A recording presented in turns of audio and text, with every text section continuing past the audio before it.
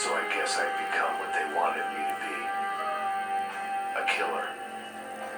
Some rent-a-clown with a gun who puts holes in other bad guys. Well, that's what they had paid for, so in the end, that's what they got.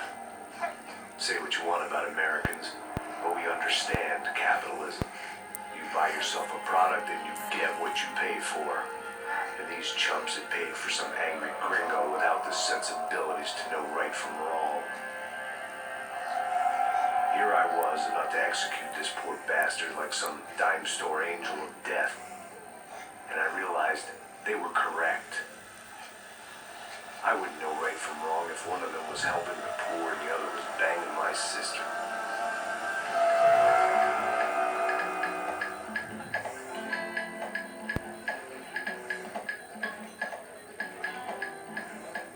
I'd arrived in Sao Paulo a few weeks before. I was working a protection detail for the kind of people who need protection in a town like this. And what kind of town was this? One where I didn't speak the language and they could get along just fine. Of course, that was about to change.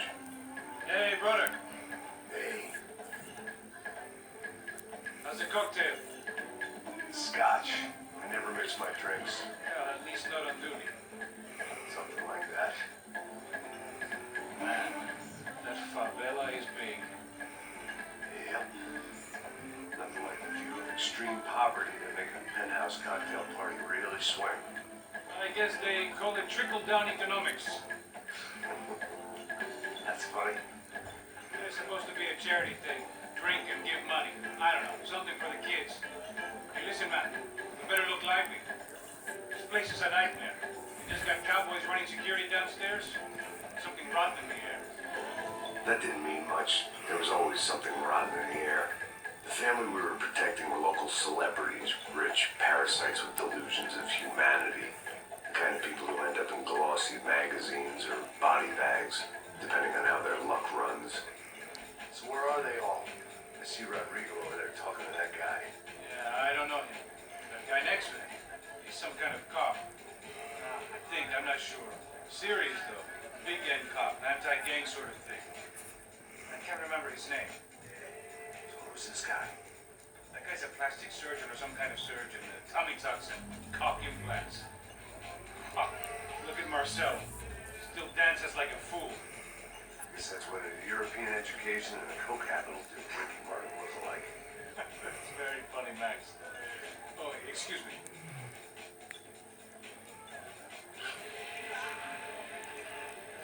I was mostly working for Rodrigo Branco, a local businessman. Built things, did some charity, had things named after him, won awards, owned things, people. One of the trophies he had won was his wife, Fabiana. She was hot and wanted to be dangerous. Some good genes trying to fight their way out of a cesspit. She'd married well and was now at leisure to regret her good fortune. They got along as well as any rich workaholic and his younger airhead wife tend to get along. They mostly ignored each other. She spent a lot of time with his cokehead younger brother, Marcello.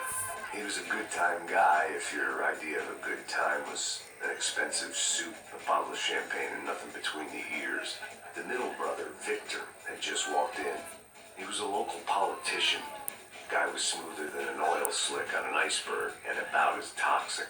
The rest of the crowd, I didn't know, but I could imagine the types. People who know if they drink enough, they won't have to feel guilty about their good fortune. Suddenly, things turned real ugly. Felt like our hangovers arrived right on cue.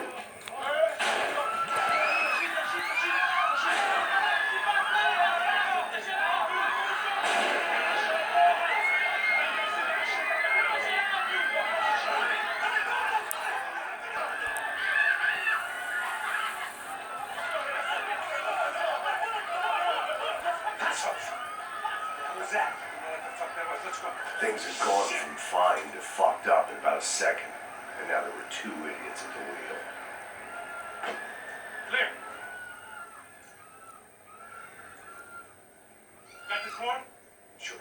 Look after yourself, bro. Stay safe. It wasn't my own safety I was concerned about, trophy wife or not. I'd said I would protect the girl. I hoped I hadn't... Not there. Lost my edge, along with everything else.